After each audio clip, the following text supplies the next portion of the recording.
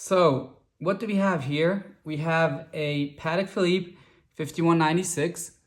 Actually, not just one, but two of them in two different variations.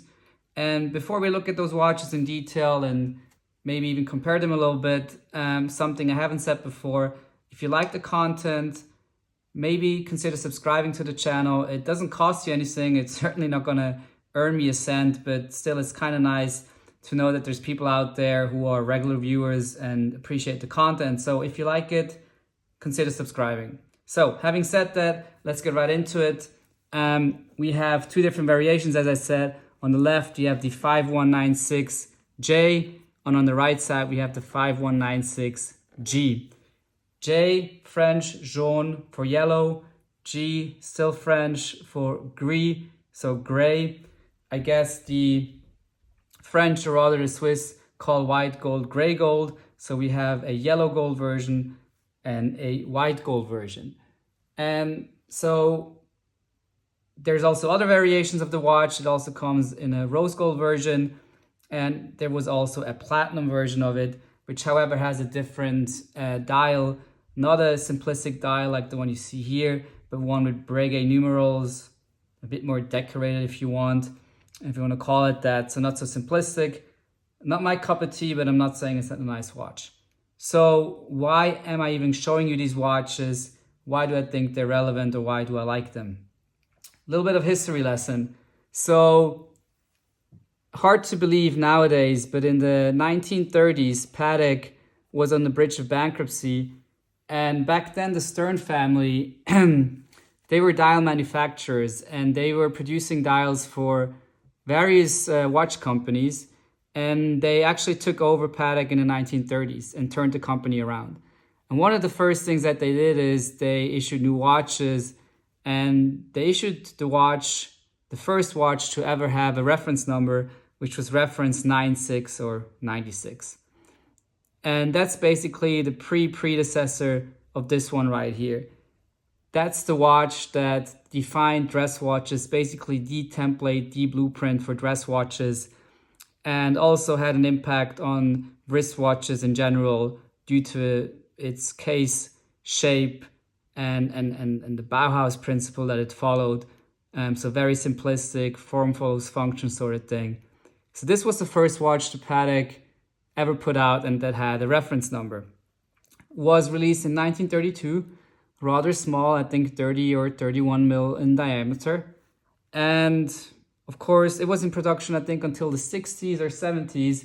And after that, there were new versions that came out. So the first successor was the 3796, which came out, I believe, in the 80s. And then in the 90s, you had the 5096. And then this one right here came out in 2004, the 5196. So it's a direct descendant, came out in 2004 and was produced up until recently. It was actually discontinued earlier this year in 2022, which is the reason why I bought that watch, or why I bought those two watches. Because I'm a bit afraid that Patek, like other manufacturers, will come out with a successor, and that successor will actually be bigger in size. Indication for that is the 6119, which Patek introduced last year, which is also manual wind Calatrava, like this one, and I should say that maybe, but with a clou de Paris case, or bezel, I should say.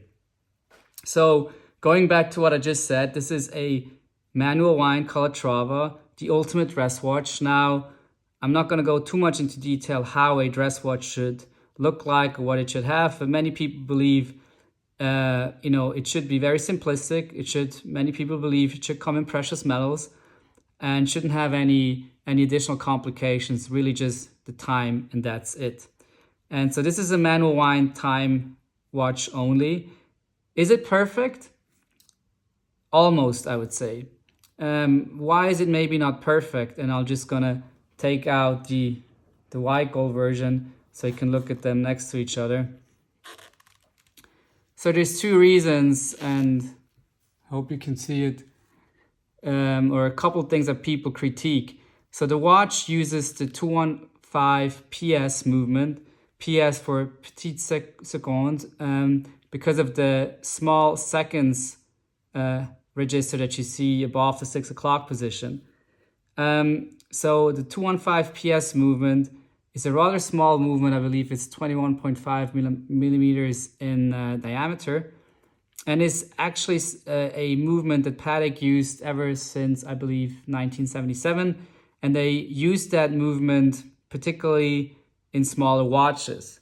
So this has two implications. The first implication is, and that's the critique that some people air, is that the sub-seconds, so the small seconds register, is too high up on the dial, so too close to the center, not close enough to the 6 o'clock position compared to the original 9.6 or 3796.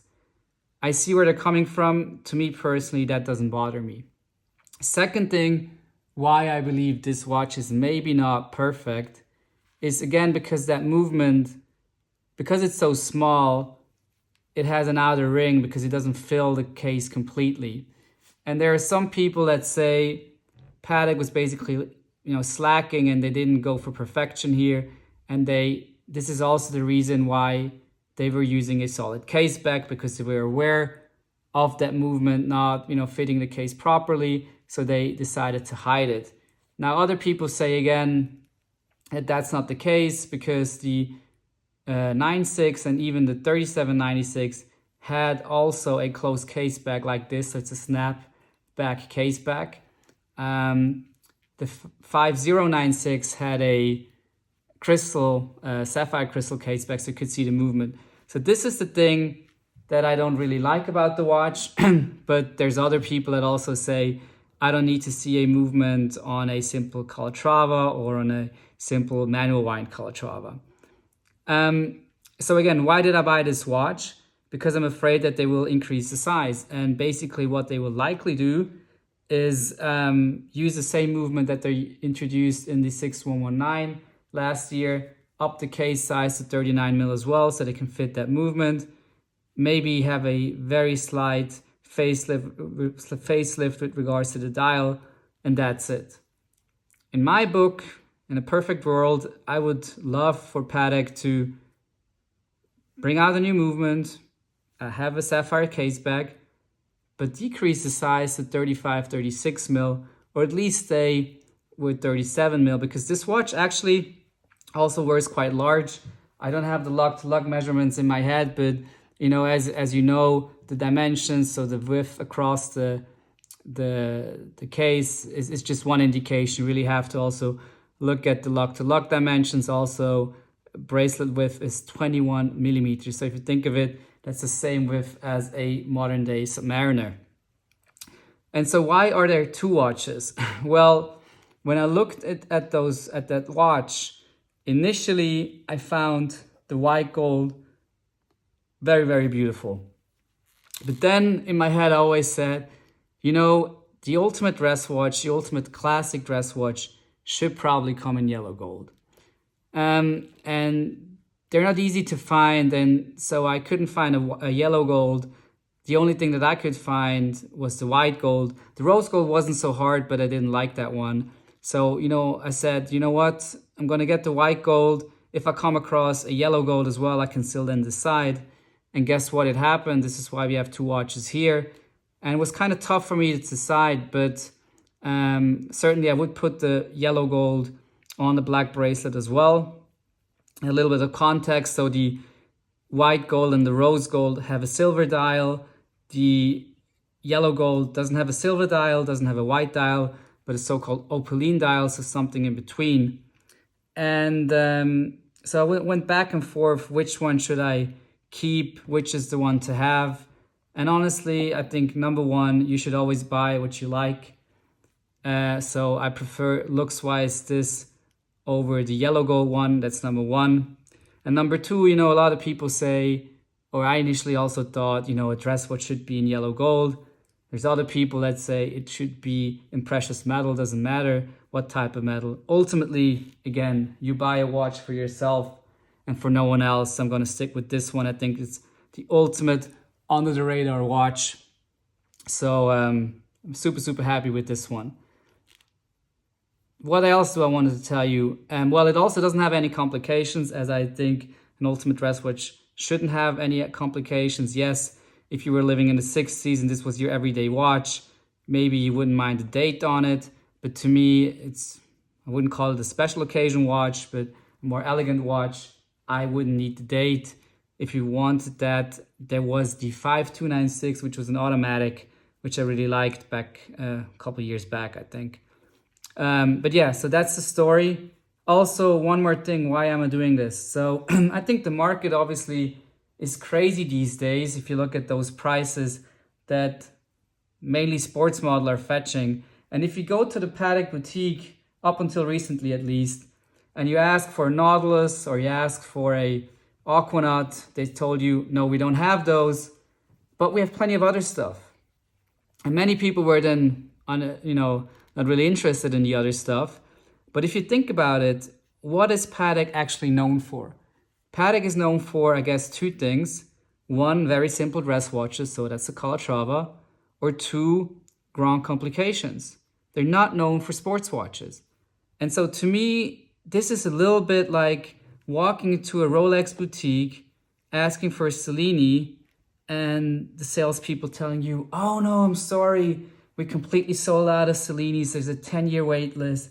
But you can have like the White Dial Daytona here. I can offer you a Pepsi or maybe even a Date. I think, to some extent, people, I guess, down the road will look back just as they look back now and think, okay, 5 years ago, I could just walk into a Rolex boutique and get a Batman or whatever you want to call that watch, GMT. I think people similarly will think about, some of those very iconic models that Patek produces that were just readily available. And I think smaller watches, dress watches, and in particular, dress watches from Patek Philippe will have some sort of renaissance in the not too distant future. Anyway, I guess the video is already way too long, way longer than it should be. But this is it. This is the 5196 in yellow gold and in white gold. The white gold is my ultimate favorite. Nothing more to say. So I hope I didn't forget anything. Any carries, any questions, comments, leave them below. And I'll hope to see you on the tripod pretty soon. Bye-bye.